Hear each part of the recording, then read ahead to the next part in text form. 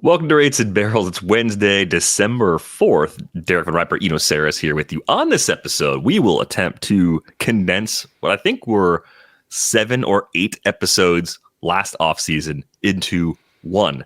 It will either be our greatest or worst attempt at a magic trick of all time. We are reviewing hitters as a group from 2024. Yeah, nice light topic, nice small topic to try to fit into about an hour or so. But we did all the playoff shows, didn't have time for the position reviews because position previews are much closer than you think since we're already into the first week of December. So we're going to look back at a few bigger trends from the hitter pool. We're obviously not going to get to every single corner of the hitter pool, which leaves our mailbag wide open. You can send questions through our Discord using the link in the show description. You can also drop those to us via email, ratesandbarrels@gmail.com. We'll have some mailbag episodes before the end of the year as well. Eno, how's it going for you on this Wednesday?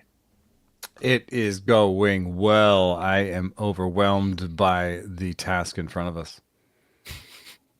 It's going to be fun. We're going to crush it. At least I think we are. I'm confident in what we're going to do. So we're looking back at hitters who disappointed us, who surprised us in all directions, kind of focusing on each part of the player pool because there were some odd things that happened in 2024.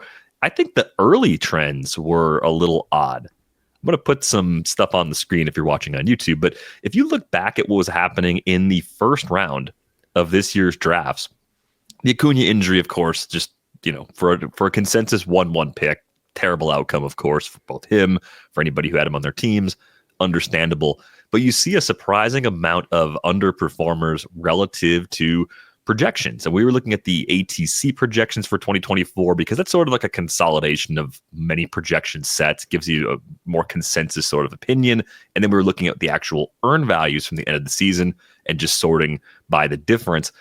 Bobby Witt Jr. was a big hit as someone that was going in that 2, 3, 4 range, but Julio, Corbin Carroll, Mookie Betts, Kyle Tucker, Fernando Tatis Jr., Freddie Freeman, 6 guys in a row by ADP, all underperformed and were in the red relative to their projected output. A lot of injuries in that group, but not entirely the case top to bottom, right? I mean, Julio had a minor injury. Corbin Carroll had that really bad first half. Tatis, Tucker, Betts all missed some time. What do you make of that? Is this an outlier bad year, or was there actually a way to possibly avoid some of the early round risk that people were looking right through back last winter? I mean, I suppose on some level, this is an argument for, a first round starting pitcher. If there's this much risk with the hitters, might as well throw a Corbin Burns in there over some of those guys. I think that on some level we have a weird mix of ascendant young guys who haven't reached that level of stardom where they're just a star every year, for 10 years or 7 years or whatever. So I do think Julio Rodriguez and Corbin Carroll will get there. This is just one of those years that you have early in your career before you kind of establish yourself. I think that happens to a lot of guys. That's one way of reading it, and then a mix of those guys with injury and Kyle Tucker, and some extent Fernando Tatis and Acuna for sure. And then you have a perfect storm of also some aging guys where Freddie Freeman, Mookie Betts, had the one good month, as they pointed out on Discord, and 6 months after it that weren't as good, or 5 months after it that weren't as good. So you got a bunch of different reasons. But one thing that I will point out, other than Acuna, who, that's just the pitcher, just the hitter equivalent of getting TJ, it's just, you lose him for the whole year. It's even harder to predict than TJ, and TJ is pretty hard to predict itself. So, I think that one you just say, that's just bad luck. I don't think it's bad process to take the best projected guy by far, by almost $20 over the second guy, to take him first. That doesn't make sense that was bad process. It was a hitter. He could do everything, and then he was hurt. If you want to say that a guy who's had one ACL tear, you want to avoid him in the future, I don't know if I do that, but maybe you make a rule like that. The one thing I will say other than that, though, is all those guys, Julio through Freeman, as bad as they were, you bought at least $12 of production from each of those guys. Right. Julio, right. Corbin, Betts, Tucker, Tatis, and Freeman. The worst you got was $12 out of those guys. So this is why we buy first-round bats, because the worst-case scenario is still pretty good. Yeah, it's still not the thing that completely sunk your team. It's one step in the wrong direction, but you had to make other mistakes if your team wasn't going to be good a year ago. I don't think the injuries are in any way really predictable as a group. I think this was mostly a younger group. I mean, Julio, Carroll, Tucker, Tatis, none of those guys are old. Yeah, Mookie is a little older, Freddie's a little old, but Soto, Judge, Turner, Ohtani, the guys at the bottom of the round, there were big profits at the end of the round. Yeah, they were big profits. If you want to argue, oh, you should have taken Soto, Judge, or Ohtani at the top, and that's what you should learn from this. You could take Soto, Judge, and Ohtani next year, and they could be hurt. I mean, that's especially Judge. That's why Judge was 10th and not, one of the first 3 picks. Now Judge may yo-yo back into the first 3 picks, and then maybe next year's one of those years where he has 450 plate appearances. Just take the guys that were at or near the top who fall into the back of the first round. That's the strategy. That's the actionable takeaway for 2025. That's all you have to do, and you'll get guys that are plus 15 or plus 20 over their projection. That's how the system. That's every year's like that, right? It's crazy though how Judge, Soto, Ohtani, and Jose Ramirez were such good bets around the turn. It was a really good year, I guess, to be drafting late in the first round. You could have gotten 2 of those guys. Right, but not being too late or being just a little off. I mean, if you took Trey Turner, he missed some time with an injury, but that wasn't a horrible year. Almost $22 in value return around an injury. Like you could kind of shrug that one off. There was a little bit of a pocket kind of early round 2, middle round 2, where a bunch of guys fell short. Matt Olson took a big step back. There were so many injuries in Atlanta. The supporting cast was just a lot different this year than we anticipated it to be. And then Olson's skills took a little bit of a backslide as well. So he's kind of interesting as what's the true talent level, given that he did some things in 2023 that people weren't necessarily sure were repeatable skills, but he probably is a little bit better than he just showed us. But now he's also another year older on top of that. I think he's kind of a trickier early round case where I could see some people being more cautious about just assuming it's coming all the way back to late first round, early second round value in 2025.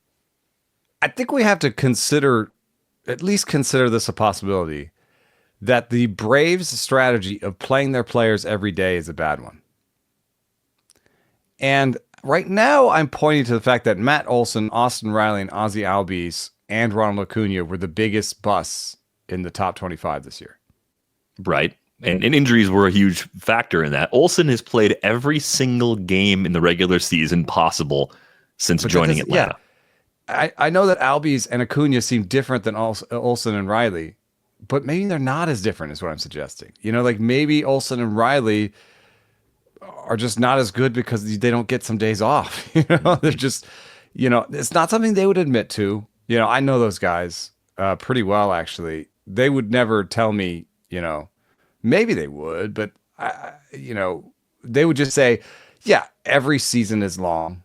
And every season that you get fatigue at some point, and that's no different if I take a day or 2 off. However, I think the science supports load management, and it's not good for fans. And I'm not suggesting that every team should do it and that I love it, but I am just looking at these 4 players right now, just being like, what is Atlanta known for? Playing their guys 162 when they can. Yeah, maximizing the value of the top end of that roster by making sure those guys play as much as possible. There could definitely be some negative effects of that. I mean, we saw other guys kind of play through stuff in this next group where you got Yordan Alvarez. I think he was pretty much what you expected to be, minus $2 off projections, really kind of negligible in the end. $30 and you get $30, you're happy. Yeah, you pay 32 for 30. That's fine. You're not getting hurt there. You mentioned Riley getting hurt. Harper was a little bit dinged up, but still got the 631 plate appearances. I think there are still more very good seasons coming from Bryce Harper. So I don't really have any reservations about that. I don't think that's just typical aging. I think it's a slight down year within his reasonable range of outcomes. I know talking about a guy that's going to be 32. He's already 32. He's turned 32 in October. I still think the Makes next me a few years are little good. nervous, but you know, the age makes me a little nervous. Plus, could you sort this by first base real quick? Oh goodness! First base. One of the things I noticed going through all this, first base was a bit of a disaster, and I think it's one of those things where it's going to it's going to be a problem a lot because it's a position that, if you think about how teams build rosters, first basemen are generally not as athletic as guys that play on the left side of the infield.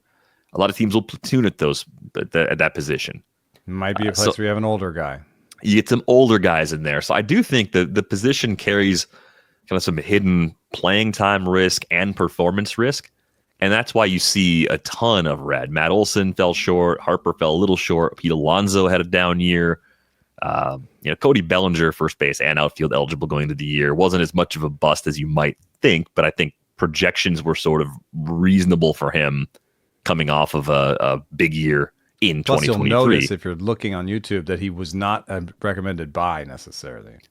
Right. Where the ADP was higher than the ATC projected value. Right. The projections were telling you he was an overpay on draft day, and the projections were right about what he was worth. So he wasn't a colossal bust unless you paid the inflated price. But generally, there's a lot of red. Olson, Harper, Alonso, Bellinger, slightly, Goldschmidt, even Christian Walker with the injury, I guess. Otherwise, I think he was pretty close. Tristan Casas, injury. Spencer Torkelson, just utter collapse. So these are the top 12 first basemen by ADP, and there's two guys that were good. That was Vladimir Guerrero Jr. and Spencer Steer. And Vladimir Guerrero Jr., I feel like we had a little bit of projections fatigue on that guy, because the projections every year are like, this guy's amazing, and there's been a bunch of years where you're like, well, he wasn't as amazing as that. And then on top of that, so you have two ways. When you see something like this, you have two ways to react. One is, I need to get a good first baseman next year because all of them are bad. Yeah, right. It's one way to think about it. But if you think about it that way, I mean, Spencer Steer could collapse a little bit. That was a good year for him, but a fair amount of it was tied up into like 20 steals. Does Spencer Steer, steal 20 steals next year? Does seashells by the seashore? I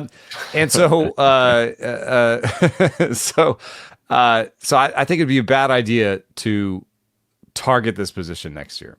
I don't want to overlearn. A lot of these guys could bounce back, but it seems like this is telling us, grab your first baseman as they come. Especially look now, hit the bottom. There's some values down here. Josh Naylor was a good value. Vinny Pasquantino ended up being a good value. Alec Bohm was a good value. Even Paredes, with how bad he was in Chicago afterwards, ended up a value on the year. So, and if you decided, I'm just going to take Rhys Hoskins or Nate Lowe really late and just take what I can get, you didn't do that badly. No, you did okay. And I think what I'm also looking at is, for leagues that require a corner, which is most leagues, you're probably going to go ahead and take 2 third basemen, because the third basemen are just better as a group, just flat out. I mean, you do the same exercise here and just look at what that position returned. It's much, much better as a group, from top through the middle and everywhere. Like you had the Riley injury. Elly de la Cruz, Gunnar, Henderson, Manny Machado, Alex Bregman, Spencer Steer. These are all greens for what is it? Earned versus what projected payment. Jake Berger, despite my concerns about his strikeout rate coming back, did pretty well. And Alec Bohm may not be the best hitter in the world, and there's some concern that he can repeat it if he gets traded. And there's definitely a bunch of rumors swirling around Alec Bohm being traded. I don't know why. I don't know exactly what their plan is at third base if they trade him away, but he is one of their more tradable assets, I guess. So if he does leave town, that Philadelphia helps him a little bit. So, you know, Nolan Arenado could get a little bit of a park base bumped if he leaves. Anyway, this is pretty much a nice place to shop. I mean, even And at the very late bottom, too. Ryan Late was McMahon. good. Yeah. Yeah, Like Suarez, this is where you Chapman. would have got your corners. You would have got Eugenio Suarez, Matt Chapman, Jordan Westberg. Those guys were available usually outside the top 200 overall, and they turned in great seasons. Even Michael Garcia, it wasn't what some people who had pie in the sky expectations had hoped. He beat the projections by a pretty healthy margin. The two guys kind of clustered in there. Ryan McMahon, he was okay, like kind of oatmeal-y if you took him in that spot, but he at least did enough to give you the value you needed from that draft slot. Rengifo around injuries was okay. So I really thought third base like exceeded expectations as a group. It also, this now where you're looking is also a warning sign that I think corner infield is something you have to target. We're in draft and hold season right now. Just stay up a little bit, because I think right where Tyler Black starts, I'm guessing that's around sort of like the 20th third baseman. Mm-hmm. And that's where, if you're getting the last corner infielder in draft and hold, that's bad. You want to be buying your third corner infielder here. No, your fourth. First, third corner. You want to be buying your fourth corner infielder here, so that, if it doesn't work out, he's on your bench anyway, And this was a bad place to shop. Beatty, the only win here is Colt Keith. We got Beatty, Black, Wilmer Flores, Chris Taylor, DJ LeMahieu. None of these guys are regulars. JD Davis, Anthony Rendon. The only wins you have down here are guys that became regulars that weren't regulars to begin with. Michael Bush might have been a good pick. It might have been obvious that he was a good pick. Maybe that number changed over the course of March or whatever in terms of projections and stuff. But, I continue to believe that corner infield is something that you should have circled in your draft and hold when it comes to strategy. You should be able to feel good about corner infield. As bad as first base is, maybe that means giving a tiny little nudge to third base. One thing you can do in the auction calculator Fangraphs is you can actually nudge positions. There's a little toggle in the auction calculator Fangraphs that allows you to change the importance of positions. And maybe what you do here is actually push third base up a notch, so that they get that 20 cents that bumps them up a 2 or 3 spots in the rankings, so that they catch your eye at the right time and you get the third baseman, and you have a nice couple of third basemen and a late first baseman, and you are set and free before people are in the Brett Beattys of the world again. Because you don't want to be shopping for an actual guy you want to start down there. I switched it over to look at shortstops for a bit, if you have the screen open. And it's one of these things where you see, the Witt hit very early. Great. Lindor as a relatively boring early rounder coming through with an $11 profit. That was a great season for him. And you're going to pay a little bit of a premium for that in 2025. But the Mets continue to add, I assume, this offseason, and that supporting cast was probably better than people realized. So aside from Lindor playing well, I think he had more going on around him that actually helped those counting stats a little bit as well.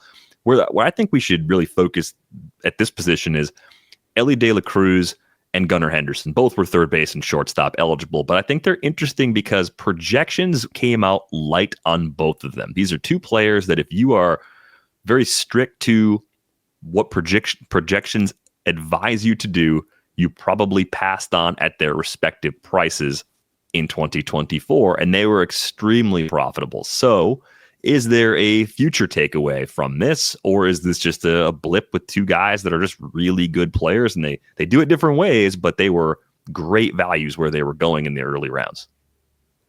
I have two slightly different lessons to learn from this. One is that the Elly De La Cruz is a playing time lesson. And I think shortstop is important in this way, which is, we talk about this all the time. You play your shortstop. Most teams play their shortstop every day all the way through.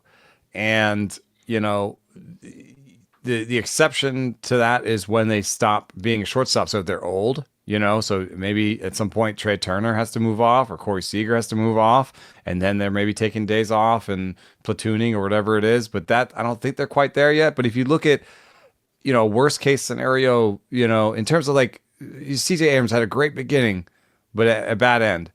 He played every day until he was caught at the casino, And Bo Bichette, as bad as he was, and he was hurt, when he was not hurt, he played every day.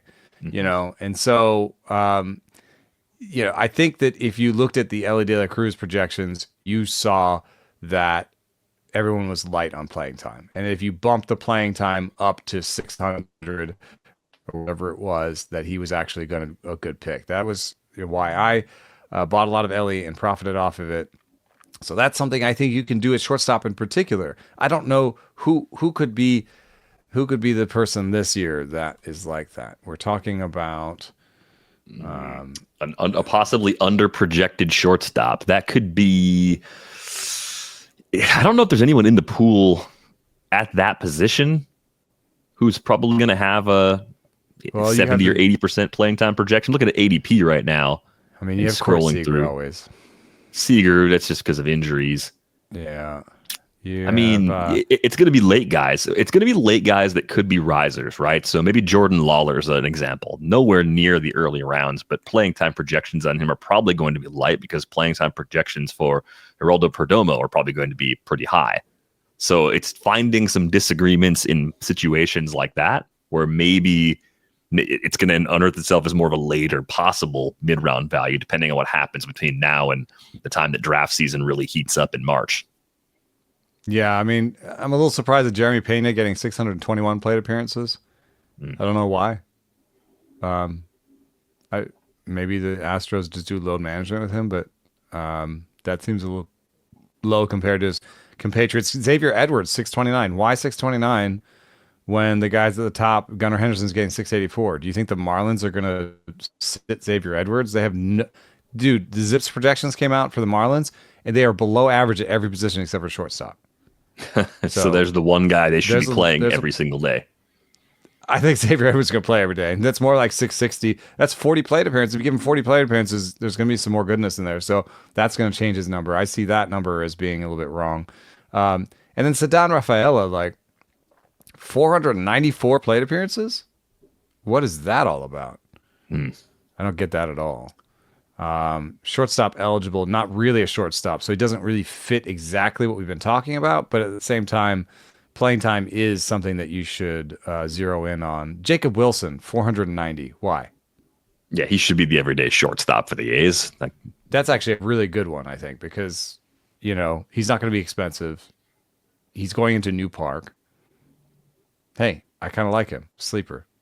It's not Elly De La Cruz level, but it's good because it costs you less. Yeah, I'm trying to look at other positions real quick to see if there's anything that catches my eye from a playing time might still be too light perspective. It's going to be younger players that broke through in the second half, and projections are still saying maybe not. What kind of projection for playing time does James Wood have right now? I mean, Jordan Westburg still has a 549. Yeah, that's because they still got a crowded depth chart. Wood's got a 633 plate appearance projection, so you're probably not gonna add a whole lot more to that. Jose Miranda at 527 is a little bit interesting. Yeah. Okay. Well, that's a subject for a future episode. The projections, the playing time projections, we disagree with because those are huge in terms of shifting and the value. other one with Gunnar, I think. Let's say you have young, like ready to go upstart. You're choosing between two, first rounders. Can we go back to the overall? This is by 2024 ADP. So Gunnar was sitting there at the round 2, round 3 turn of 15-team leagues last year. Wow. Okay. Well, he'll be a first rounder this year. But okay, let's. Yeah. So this year, if you're going by Steamer, and you're looking around the turn. Okay. Jackson Merrill is going 30 this year. Jackson Churio is going 20. 641 plate appearances for Merrill and 673 for Churio. I'm just looking Now for comparison's sake, though. Like they're a little bit Yeah. quirky because they're not getting that particular thing, but they're still getting the massive jump in terms of where they're going. Okay, I'm going a little bit later. So here we go. O'Neal, Cruz at 45, Junior Caminero at 50, Wyatt Langford at 48. I'm thinking that the lesson from Gunnar Henderson is, if you're looking at those three, they're all going very near each other, that you should take the player that has the most defensive value if you think they're all equally likely to break out. Because you're buying a safer playing time floor. Is that the argument? That's the Gunnar Henderson thing. Yeah, like you're paying for a breakout. He hasn't done the things that you want him to do, that you're paying for him to do yet. And in this case, Wyatt Langford, O'Neal, Cruz, and Junior Caminero, or maybe even Lawrence Butler, who's in there. You're paying for a full season of stuff you've seen in flashes from those guys, right? Mm-hmm. And I think the lesson here would be actually to bet on O'Neal Cruz out of all those, because even if he's not shortstop anymore, he's center field. Lawrence Butler's not a center fielder. Wyatt Langford's not a center fielder. Junior Caminero is a third baseman. And, he's plays for a team, maybe the 643 plate appearances he's projected for is too high. So I think that could be a slight lesson from the Gunnar Henderson doing well this year is, he was going by ADP. He was going, you had a choice between Gunnar Henderson, Michael Harris, and CJ Abrams. It's not very obvious that you should have chosen one or the other. But if you throw Royce Lewis in that mix, right? And let's say you were looking at Royce Lewis against Michael Harris or something. The argument I'm making is take Michael Harris. Because the glove. Neither one of them was great this year, but but injuries are a major factor, and we knew that was a risk going in with Royce Lewis. Sometimes, think of defense sometimes. Think of it as maybe a tiebreaker. Or, there's got to be. It does keep people on the field. One thing that was weird in snake drafts this year was if you opted for pitching heavy strategies up top, and then you got to that part of the board where everybody else was looking for their SP1s and SP2s, and you were looking for bats, you ended up shopping in the Adolis Garcia, Randy Arozarena, Royce Lewis, Adley Rutschman, Nolan Jones, Bellinger, Nico Horner pocket, and it wasn't all bad, but the Lewis injuries, Nolan Jones's back was a problem pretty much all season. Even when he wasn't missing time, you have to wonder if he was even healthy.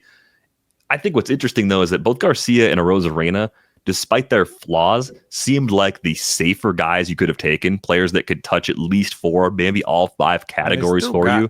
They still got you $10, So. They got you 10, but it just ended up being a really difficult spot to land on hitters unless you said, hey, I'm okay with Manny Machado DHing to start the year and not being completely healthy. I think the shape of Machado's season was pretty heavily backloaded. He got better as the year went on, as he got healthier.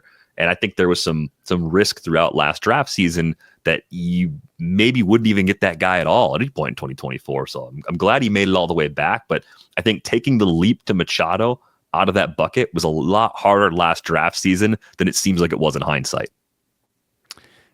Just because we just talked about Royce Lewis and Junior Caminero in succession a little bit, I thought it would be interesting to look at the biggest decliners in sprint speed. Junior Caminero, number 1, and Royce Lewis, the 5th biggest decline. A lot of these guys on here weren't fast and got even slower. I mean, Mike Ford is with the catchers now. Andrew McCutchen came back to earth, but that was post ACL surgery, right? And that might be part of what's going on with Royce Lewis. But there's also, I think, a little bit of impending aging coming here. Eloy Jimenez, if you're buying on a bounce back from him, it's possible that the athleticism is waning. And he always had like kind of a weird package of athleticism anywhere, right? I mean, he was a good hitter, and at some point it seemed like he'd be a good defender, and then he was DH, and he's a DH at 27. So I don't know that Eloy Jimenez is a great bounce back candidate. And I'm not basing it just on this decline in sprint speed alone, but it does give us a little bit of a look into, oh, maybe the athleticism is not as good as we thought it was. And for the Rays to have Junior Caminero, Christopher Morel, and Yandy Diaz in the top 10, and with Yandy being 32, Yandy's always a projection darling. He's a little bit like Vladimir Guerrero Jr., where the projections always say buy, buy, buy, buy, buy. And this might be the first year where I say, I don't know. The two things we just talked about, defensive value and here sprint speed, suggest that he may not have all the playing time he's projected for. This might be iffy on the other side of the playing time thing we're talking about, where you're like, wow, they're putting him down for 650 in Tampa Bay at 32 at first base, with declining foot speed. And as much as I love Morel's batted ball stats, you're taking a guy that did not play well in Tampa after the trade, has not really given us an extended run of good play. And even if we bet on his athleticism, we're asking something from declining athleticism. His wheels are already going. Yeah, no, I think that's a good point. I think with Caminero in particular, he spent so little time in the big leagues. I think it was 43 games. Maybe it's a slightly smaller sample size blip as far as just not having situations where he had to some injury open it up. Situation this year too. And he had injuries that slowed him down at AAA. I think a lot of the guys on that list had some kind of leg injury. If it wasn't a major one, it was at least a quad or a hamstring or something. And then you wonder how much of that is just holding back when you're sprinting as opposed to just going. One thing I have noticed though is you don't really get it back. If I look at the other side of sprint speed, the pluses, there's a couple. Jesse Winker got healthy. That was a back injury. Jose Tena, that's probably a sample issue. There's some catchers on the bottom here. There are, we had, how many people did we have losing? Yeah, we have 20 players losing at least 1 foot per second speed, and 32 players losing 0.9 or more. And when you look at the gainers, there are 7 that gained 1 and 10 that gained 0.9. So just by looking at the, just the raw numbers and not looking at the data, the changes of year over year, I would assume that some of these guys that we just talked about will regain maybe a mile, but not all of them, because the numbers say that's not what's going to happen. And I would say that a lot of what happens in terms of aging curves for players is the athletic skills go away and the learned skills go up. They learn better plate discipline. They learn when to take their shots at plate. They learn certain things about the game, and those things get better. But their athleticism just wanes, and that's something we know from sprinters, that they peak very early. So this is not a great list to be on, especially if you're young. It's a little bit concerning of a list for Junior Caminero to be on. Thinking about a recurring theme on our show, Oatmeal, the older, boring players, projections tend to like them. There's a certain point where you reach an age where those projections become less reliable. That might be an explanation for the Paul Goldschmidt collapse, but this really lands on guys like Brian Reynolds, Xander Bogaerts, kind of the beginning of the middle rounds and then moving down. Did that group come through the way we expected to? For me, I would define that group as guys that maybe had projections that were $2 to $3 above their ADP dollar value. And there were quite a few guys we liked in that bunch. I mean, Gleyber Torres might have been a young Look at version this. of This is the Oatmeal range right here. Brian Reynolds, Christian Walker, Gleyber Torres, Alex Bregman, Nolan Arenado, even Stott, Castellanos. All these guys are green basically for buys, versus ADP. Yep. None of them was a colossal bust, so they fit the Oatmeal. You bought, all of them returned $10 value at least, Yeah. And all of them cost about $15. So that's not bad. I mean, we're just talking about first rounders that return $10, $12, So Xander Bogaerts was maybe one of the biggest busts out of this Oatmeal tour that we're taking. He But it still was an gave you injury. $4. It was a massive injury, though. It cost him a whole bunch of time. Yeah. Yeah. So I think that it starts to fall apart a little bit at some age. Like George Springer you might have thought was an Oatmeal play, but he's old, and I think at 32 is a bit of a cutoff. Oatmeal is like 29 to 32. So that might even 29 go to back. 32 non-star. If we want to make like a filter for it and try to find them without looking at their names, I would say 29 to 32. The projection is, $5 to $12. Yeah. Is that Ketel okay? Marte was probably a massive hit. I mean, like look at that. Like projection said to get him, even if you didn't think he was going to be a $30 player. If you thought I'm getting 18 to 20 out of him, that wasn't a dumb thing to think based on what projections said and then where he was going. I just think it's fun when you get players like this right alongside someone like Jackson Chourio, the player debuting sight unseen, pie in the sky expectations, and they end up exceeding by similar margins. Ketel Marte was the better pick from a pure dollar value perspective, but projections often tell you not to go after the prospect that hasn't debuted yet in redraft leagues. So they're completely different approaches, and yet they're both wildly profitable around the same point in the draft. I had a few shares of Chourio and Marte that I profited off of this year. One thing that happened to me with Marte that I think there's a lesson there to be learned is try to combat player fatigue. You might have had Ketel Marte the years he was hurt, and you might have had Xander Bogaerts this past year and been like, I'm out. That's it for me. Try not to do that because Xander Bogaerts will be cheaper this year. And Ketel Marte will be more expensive. You have to battle it in both directions. You can't just be like, now Ketel Marte is an MVP candidate every year, and I'm going to take him in the second round. You know what I mean? You have to kind of mentally do the regression that projections will do because, Xander Bogaerts, even though it was a massive bad season and he was hurt, if the price drops far enough, it's a good idea. The other one with Jackson Chourio is just another playing time one. I just saw him having full playing time. It was once he signed that deal, I think that's another thing you can do is just if you notice someone signing a deal before they debut, they are more likely to just be plugged in and play all year because that team has cost certainty and they love something about that player and they're ready to put him in. Yeah, that definitely gives you that added boost of confidence when you're looking at a guy that has no major league track record. The Ketel Marte thing is also interesting, though, because it was a career best barrel rate. And I don't know if we've seen a study on this yet. How often does a career best barrel rate come at age 31? Mm-hmm. Ketel Marte is a lower strikeout rate player. He's never struck out 20% of the time in a season.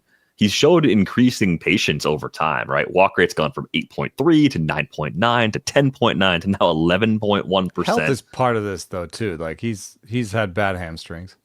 He has, and I think we've seen him hit the ball pretty hard consistently. I think he's over 40% in hard hit rate every year since 2019, even popped up to 48.4% in 2021, which maybe was a little bit of a signal that something like this was more possible than we gave it credit for. But I'm not at all surprised to see on the year-to-year stat grid page over at Fangraphs that Ketel Marte was among those big barrel rate risers. Number one on that list, Kerry Carpenter, all the way up to 16.9%. That's 6.7 percentage points up from where he was in 2023. If I was going to try to guess who will retain more of their surges, I would say Kerry Carpenter because of age, because we didn't maybe know what his true talent was before. You see Ketel Marte's barrel rates were sort of in the 6 to 9% level before he jumps up to 12 this last year. If you're looking with us on YouTube, but just generally he had established some sort of level. And so I would regress his back down to 9 or 10 next year. Whereas Kerry Carpenter jumping from 10 to 16.9% in barrel rate, I might give him more of that next year. If I was projecting him component by component, I might give him 13 or 14% barrel rate next year. Might regress him some because that's what you do every year, but that's Kerry Carpenter sitting there is nice. I think Juan Soto is a fascinating case too, as the second biggest barrel rate increaser. He always was a guy that did barrel well, and then this year he joined the stratosphere. And then, on top of that, here's the weirdest part. Check this out. These are the biggest xSLG underperformers. He was the biggest xSLG underperformer by expected slugging on Baseball Savant. Juan Soto should have slugged 743. Jeez, man. Like, there's a level of Juan Soto. I mean, he's so young. It's still possible we haven't seen his best season. Maybe we just saw it, but it's possible there's another year or two or a few like what he just did. That one jumps off the page. Is there an xSLG component here that might not be factoring in park factors or anything like that? Is there any noise we should be mindful of, or not even noise, but just other variables that are going to explain some of the differences? Like Salvador Perez playing half his games at Kauffman Stadium is on this list. Slugged 491, xSLG said 565. Does the park keep him from getting to that xSLG? Is that something we need to be mindful of? I mean, I think park factors are in there, but I think park factors that are sort of specific to the player's spray chart may not be. Mm-hmm. One thing we found is that directional spray is not in these expected numbers. And the reason that is on any one given play, it tells you a lot if you pulled the ball or not. However, if you talk about the player and you're summing it up on the player, adding whether or not he pulled that ball does not make it more predictive. However, if you're looking at JD Martinez and you say, okay, the bat speed was still there, the expected slugging 532, the actual 461, he's a sort of right center guy in Citi Field where balls can sometimes die out specifically to that part of the field. And Citi Field has these weird sort of wind-based power factors. I think that may have hurt him a little bit. I would say that JD Martinez, may have another year or two in him, and maybe he'll be a really interesting, really, really cheap play next year, depending on where he signs. When it comes to Sal Perez, I don't know. I feel like he's a good bet for slugging every year, and maybe this year he just slugged to the wrong parts of the park at certain times. There's some other ones on here. Patrick Bailey, 458 expected slugging. I don't know how much I believe that. He's got to deal with triples out. He's got a very specific park that has these quirks to it.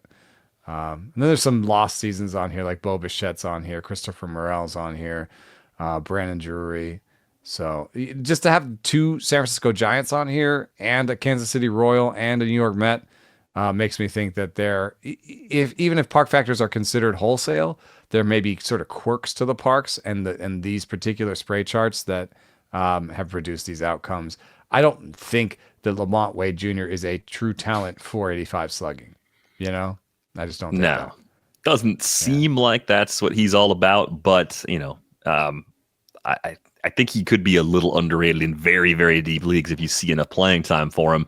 Christopher Morel pops up yet again. I think that starts to lead into some late dart mindset, but is it the inverse situation of Isaac Paredes, where the Rays had a guy that could overperform his slug and was doing it in a place where it was possible to do it, and they flip him and get a guy back, a positionless sort of player, at least for now, and Morel, who should, with time, make adjustments and maybe be more like that. Now, not playing in the Trop changes things a little bit, but I don't think playing at Steinbrenner Field this year is bad from a park factors perspective. Like I see, the other thing I saw in that chart is just how hard Christopher Morel swings.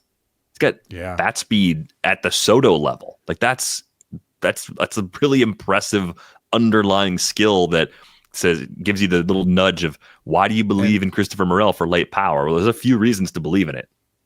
One of the things that did happen to Morel in Tampa was that his strikeout rate went up and his walk rate went down. There's something we know that the Trop in particular does that we're pretty sure that Steinbrenner Field won't do. Mm-hmm. So if he can, his pre-trade strikeout to walk numbers 11% and 25%, that'll work with a 76-mile-an-hour bat speed and a 12% barrel rate. So if he goes back to those numbers in Steinbrenner Field, I would expect that the slugging goes up, and I would expect that batting average gets up off of 199. There's no real reason for a guy who has a 76%, 76 mile an hour bat speed, hits the ball on the ground 46% of the time, ball in the air 40% of the time, pulls it 48. None of those numbers are so extreme that you can be like, oh, he hits the ball in the air 55% of the time. That's why he bats 199. Oh, he strikes out 35% of the time. That's why Christopher Morel has a 199 batting average. None of those things add up to a 199 batting average. The 220 BABIP that he had with the Cubs makes no sense. And so I do think that Morel could do something. His projection right now, 230, 17 homers, 7 stolen bases. That's going to be useful. Mm-hmm. He's going to have certain eligibilities depending on your league. But last year he played 21 games at second, 70 games at third, and 20 games in the outfield. So you could, in a draft and hold right now, cover 3 positions with a guy with upside who's going to a new ballpark that swings the bat really hard. So I can't say that I'm out on him. The declining sprint speed is a little bit of a sign that, like, hey, don't maybe spend him up. Buy him where he's at. But, you never know. The Cubs let him go for a reason. They decided it wasn't going to work. And the Rays wanted him back as part of the deal for a reason too, though. Like they said, we'll take him back. We can make something out of him. I mean, I don't remember people being all that excited about Paredes when the Rays traded for him. Like I'm not trying to say the Rays are always right and it's all magic. It's that there are underlying skills with Morel that are interesting that with any other team, you'd say, okay, they thought they could fix him and let's see if they can. And the park factors being different, I think, are one thing that could help, because the better swing decisions are the thing with Morel. It from the macro view of 2024, right? Chasing less outside the zone, down to a 29.7% O swing, striking out only 26% of the time. Those are a couple big things that went right in a year where a bunch of other stuff went wrong. And the fact that he's never really been an efficient base stealer, even in an environment where stolen bases have been easier, that kind of matters less to me. Like the sprint speed drop matters less to me because of who he is as a player. He hasn't shown himself to be an efficient base stealer anyway. So I just think it's a okay average, cheap power play where the projection could come out a little light playing time wise, and you could be pretty happy with what you get in that pick 275, pick 300 range where he's living right now. As far as our late approaches, like after pick 200, what worked well this year? We'll pop this back up here just to kind of look through. Like what did you feel was good for outfielders? Yeah, outfield in particular, I thought was a great spot in terms of getting value. Like outfield as a group just did well. And it seemed like the argument we were making on this show was that whether you needed power, speed, or even taking some shots on guys that might hit for average and just play a lot late, there was something that kind of fit every roster in the outfield, categorically speaking, as you move through your draft. And I think the numbers kind of bore that out. I mean, you have what we're looking right now is we're starting with Brandon Nimmo, who's probably, the 25th, 30th best outfielder. Yeah, something in that range. What's above him? When you scroll real quick, even these guys were late too. Go a little further back. Chas McCormick, I think, had an ADP around pick 150 last year. Yeah, McCormick, Green, Jaron Duran, like those guys, they were the higher upside targets for a lot of people in that range that people thought could maybe have breakouts. And you struck gold with Riley Green and Jaron Duran in there. And you struck pyrite with Chas McCormick, Masataka Yoshida, James Outman, Christopher Morel. So, and Lars Nootbaar to some extent. So, all those guys, it almost seems like if you're going to do outfield, it's a stars and scrubs approach. Early middle does not look that good because these guys all have flaws and we've all talked ourselves into, buying these guys. Whereas, when you're up in the Jackson Chourio, Teoscar Hernandez, Anthony Santander bucket, that's still early, I think. But early middle seems to be a little bit of a problem there. It's Tommy Edman, Chas McCormick, that group, even TJ Friedel. Like these guys have question marks, and you're buying them too high, maybe. You know what I mean? And you're buying them probably in a lot of times because you have one outfielder and you're like, it's too late to have one outfielder. I need to have, or you have two outfielders and you're like, this is too late to have two outfielders. So I'm going to pick TJ Friedl now because I don't love him, but he's power and speed and I need another outfielder. I think you could sort of put that in your back pocket a little bit and be like, I'm fine. Like now go down past this group and do sort of late middle. That group, Nimmo, Quan, Starling Marte to some extent, Tyler O'Neill, Lourdes Gurriel Jr., Kerry Carpenter, Taylor Ward. You could just hit that group hard. And maybe this is just, looking backwards and be like, oh yeah, you should have done this. That was obvious. But I think it actually makes sense from a being in the draft room sort of standpoint where you're like, dang, like I need an outfield. Like you start staring at the place so you have the least players and you're like, I gotta take it. And I think with outfield, you can say, if I take two or three of the worst regular starting everyday outfielders, I'll be okay. Like they're decent. I think a lot of these players collectively were not high priority players. That's why their ADPs were where they were. And that just left the door open for a lot of small profits, or at least guys that were close to breaking even. And you're totally fine if that's what happens. Because a lot of guys, even the guys that didn't have catastrophic injuries that might have been -2, -3. I mean, Starling Marte is hurt all the time. Newt Barr was a -7. So that was a little bit more of a bigger miss. Carpenter missed time with an injury. When they were in, they were better. And then you were able to replace them. And replacing outfielders is generally easier than replacing a lot of other things. At least I have always found that to be the case. So if I'm taking a little bit of injury risk in this part of my roster, I'm okay with that because the cost is low and replacement level is a little bit higher. Yeah. When it gets to really late, now you're talking about guys like Chris Bryant was pretty obviously, a risk for playing time. Whit Merrifield was a risk for playing time. Jack Sawinski, you could talk yourself into him as a center fielder, but he had a really risky package of skills. I think Sal Frelick was a little bit risky himself. And, is he a center fielder? If he's not a center fielder, then it's a real contact-based approach. But you will also see on the right-hand column that ATC has all these guys as buys. So you have to be a little bit careful too. Like, I mean, yes, Brent Rooker. If you can always get Brent Rooker as the 170th outfielder, then do that. Get Brent Rooker at that price every single year. Find the next Brent Rooker, and you'll win. Look how much red is around Brent Rooker, just before and ahead of him and behind him. MJ Melendez, Nelson Velasquez, Brian De La Cruz. It's just right there on our screen, like. Melendez and even Nelson Velasquez, I think we liked both of those guys more than we liked Rooker. I know we talked about them more than we talked about Rooker throughout last winter and spring. And that just, it's like, why? What's really different about them? And how did we step on that rake again? And MJ Melendez, every conversation was, why isn't he better? A little bit much, Yeah, I'll do. But what we should have just noticed is that Rooker had done more than any of those guys had ever done. In 2023, Rooker had 246 and 30 homers. Yeah. Velasquez never did that.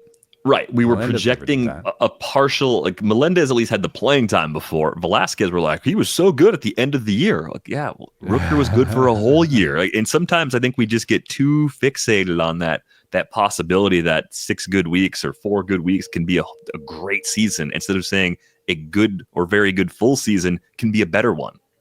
Yeah, there's a great story about that by Michael Rosen on Fangraphs about Wyatt Langford. And, it's a little bit maybe different with a young player that is his first year and the last 6 weeks are really good. I guess Wyatt Langford led all players in WAR in September or something. And he was saying that there are adjustments you can see in his mechanics and his approach at the plate, and they fit with what him and his hitting coach were saying were the adjustments he wanted to make, Michael Rosen is talking himself into Wyatt Langford as like a huge breakout candidate for next year, but he's also walking that line where he's like, yeah, but it was only 4 weeks, and like we don't know that this is gonna get better. But he was supposed to be really good, so maybe it's happening. Yeah, Maybe that September is the equivalent of Jackson Churio's June, right? Where it's the beginning of something amazing. That's the story I like to tell myself.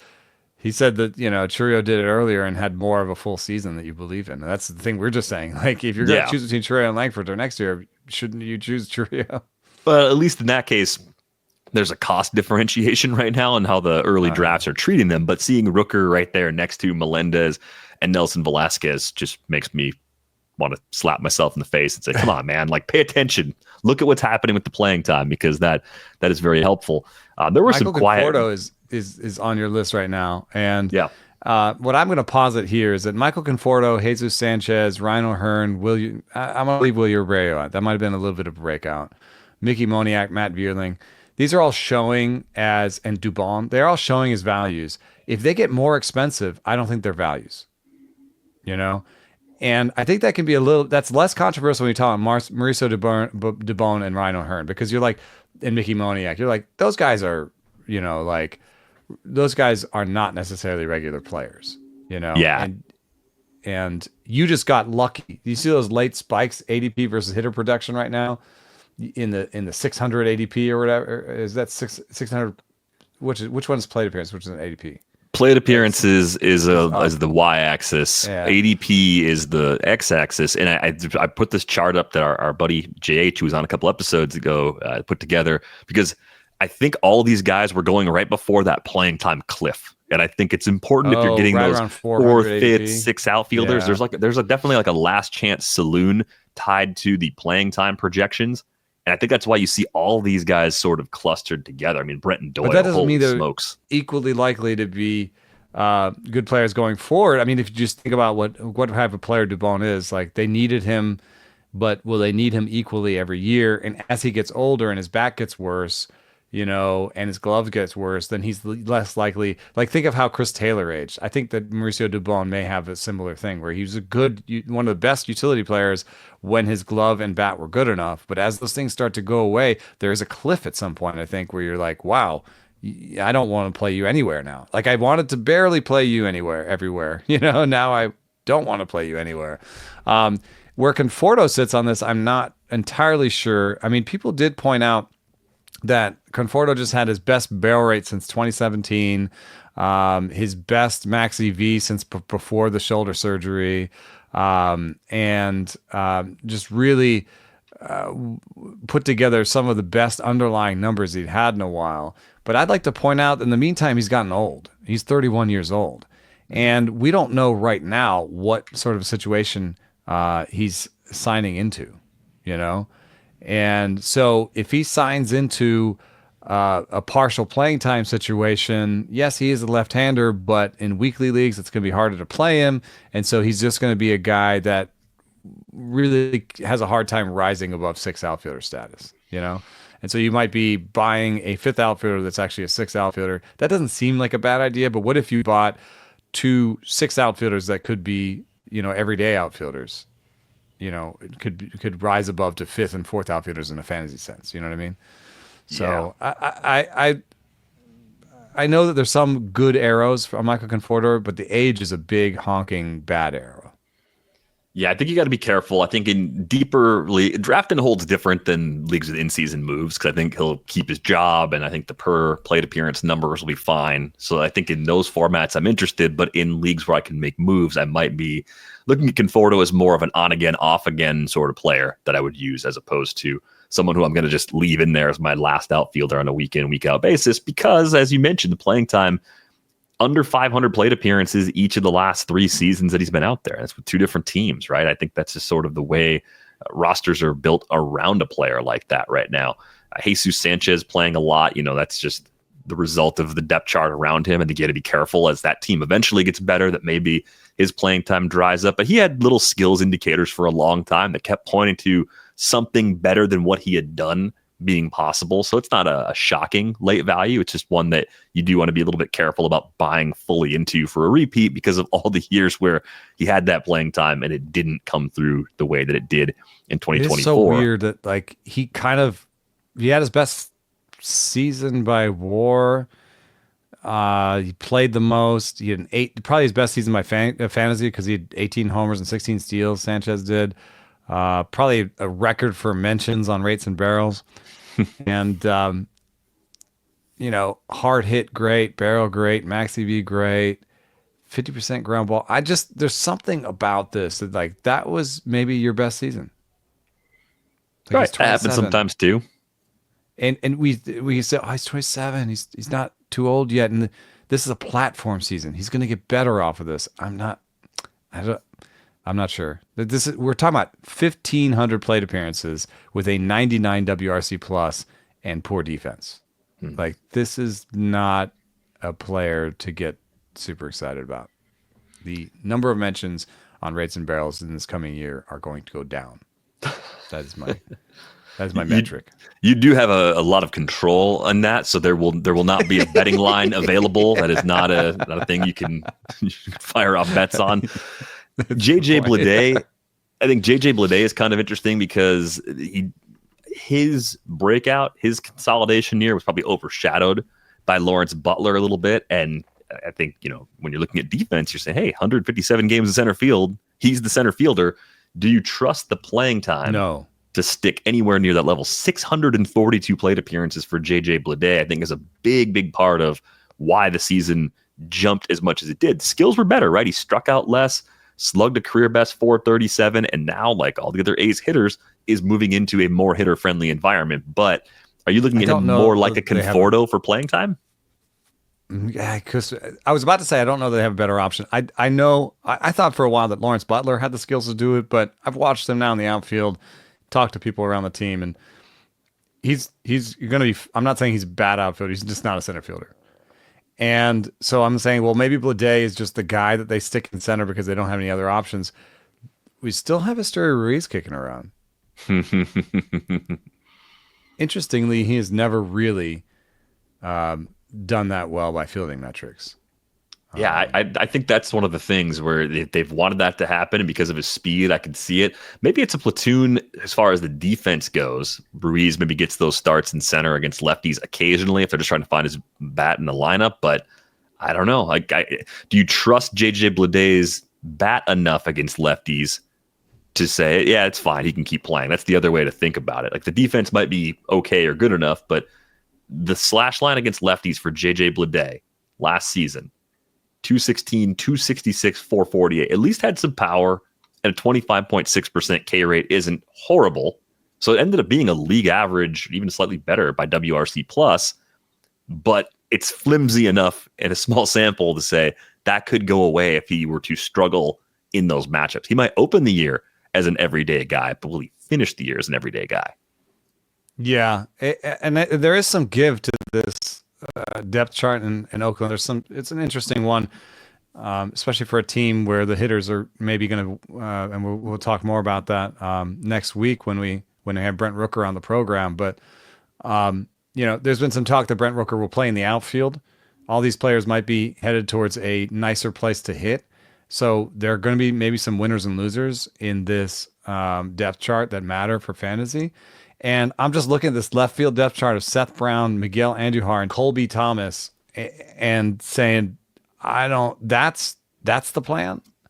And if that's not the plan, and it's Brent Rooker and Lawrence Butler, in the corners, then I could actually see Ruiz playing more, because you're going to have Rooker out in the outfield, and that's a bit of a DH situation. So you may want to, late in games, move him or play him at DH more often and play Ruiz and Bleday.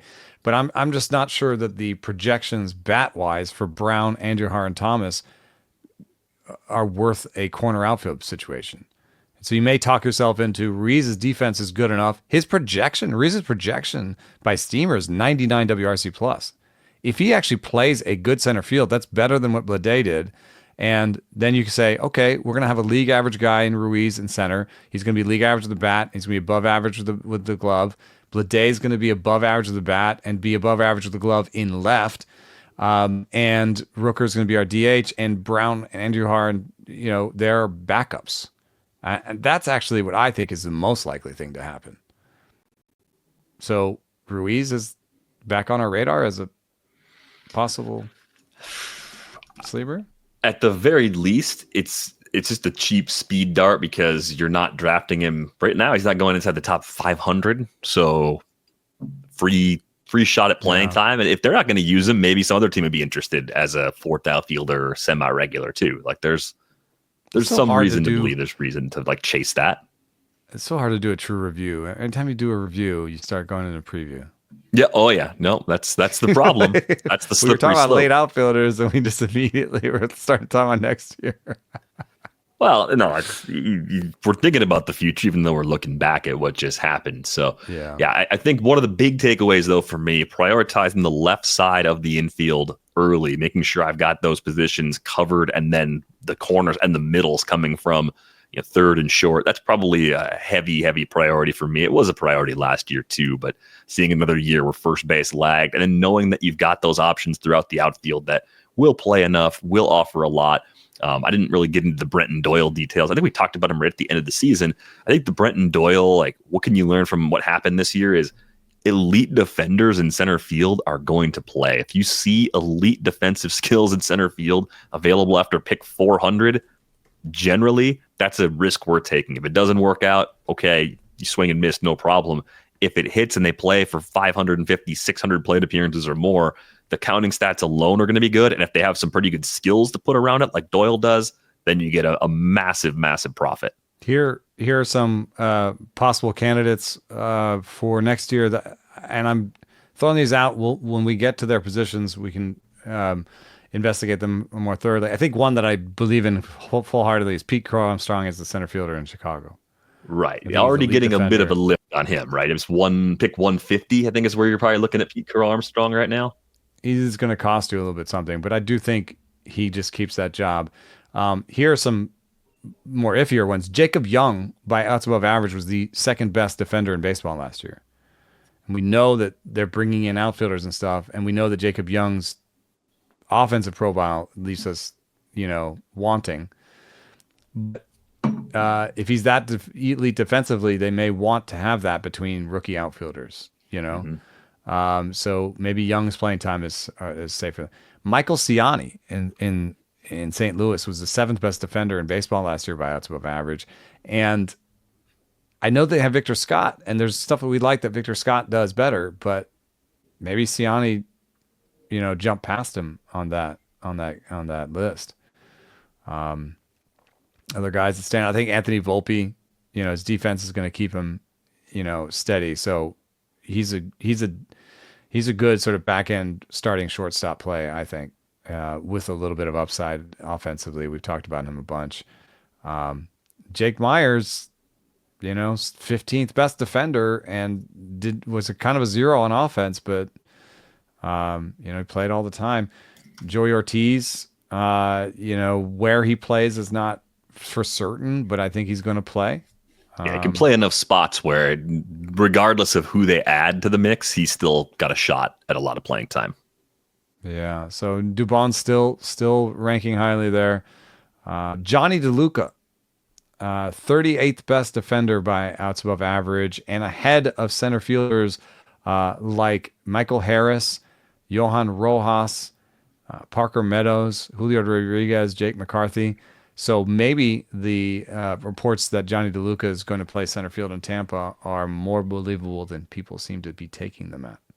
I was trying to make it happen last year with cheap Johnny DeLuca on a bunch of rosters, and it didn't quite click. So, yeah, I'm probably not giving up completely on that possibility. That's a good reason to hang on for one more year of Johnny DeLuca. We are going to go on our way out the door. Just a reminder, you can find us on Bluesky. You can find Eno at enoceres.bsky.social. I'm dvr.bsky.social. You can join our Discord using the link in the show description. Again, drop us some questions through the mailbag channel there or by dropping us an email, ratesandbarrels@gmail.com. That's going to do it for this episode of Rates and Barrels. We are back with you on Monday. Thanks for listening.